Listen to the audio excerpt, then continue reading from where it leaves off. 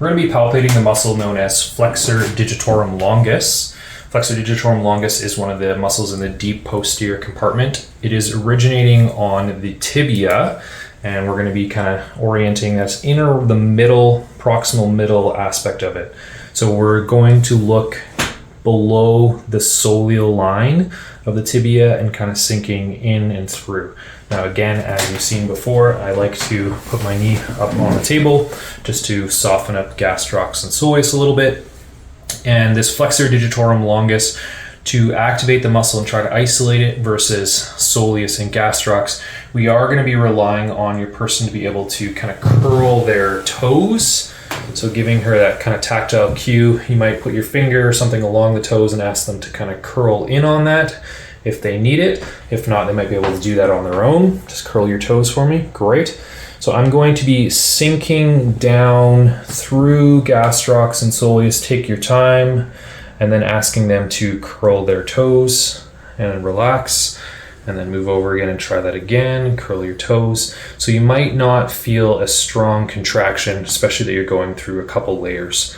Another thought is that because it's on the ulna, if you can try to pull gastrocs and soleus out of the way and get more onto that distal medial aspect of it, and then again ask them to curl their toes, you'll start to feel a little bit more of a muscle belly. So a lot of times people have a lot of tenderness along this distal medial aspect, and that is one of the concerns from Flexor Digitorum Longus.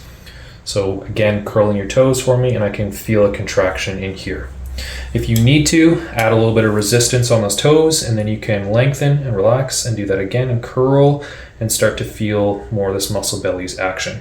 You want to try to avoid this plantar flexion as much as you can while you're doing your palpation. So you're following Flexor Digitorum down. It goes behind the malleolus with tibialis posterior. So again, I'm going to ask you to kind of curl and hold that position.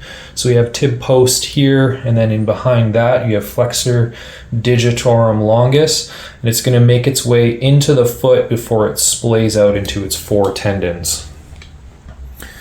I'm going to again add a little resistance.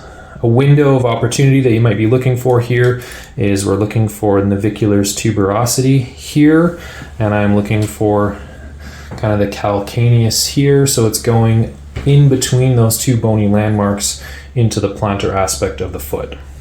All right, let's just change our view a little bit here. So at this point, the tendon is going to be splaying out into four independent tendons. So like I've seen in other videos with the extensors and the flexors, I'm going to ask for resistance on one toe at a time. So I'm going to ask her to curl here, and then I'm going to sink in and try to find this digitorum tendon. It is in the second layer of the foot, so it might be masked by your Flexor Digitorum brevis, but sometimes the tendons kind of stick up, as this one's going all the way to the distal phalanx of this digit. I'm going to do the exact same thing here again. So you're going to get you to curl, sinking in to the plantar aspect of the foot and following it all the way out to the distal phalanx. And you will repeat this process for toes 2 through 5. And finally with the baby toe here. So another thing to think about is that when this tendon enters into the foot, it's going to create a diagonal across the plantar aspect of the foot, making kind of this tendon the shortest in the foot and the tendon for the second the longest. So you can almost kind of see my trace mark across the bottom of the foot like so. So there's going to be a tendon, a tendon, a tendon, and a tendon.